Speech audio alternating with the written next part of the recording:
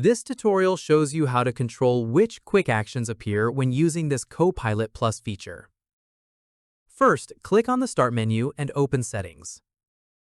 After that, click on Privacy and Security. From there, look for Click to Do under Windows Permissions. At this point, keep in mind this feature is exclusive to Copilot Plus PCs, so it won't appear on standard Windows 11 devices. In the next step, toggle it on if it isn't already. Then click on Apps in the left sidebar. Following this, click on Actions. Once done, this page shows every action Click to Do can suggest, along with the app providing each one. From here, toggle off any specific actions you don't want appearing when you use Click to Do. At this stage, choose which app should provide a particular action if multiple apps offer the same suggestion. Keep in mind, to actually use Click to Do, press Windows key and click or Windows key and Q directly on the text or image you want to act on.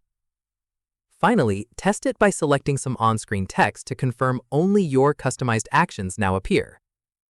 And that's it. If this guide helped you customize Click to Do shortcuts in Windows 11, give it a like, subscribe for more Windows tutorials, and tap the bell icon for updates. See you in the next one.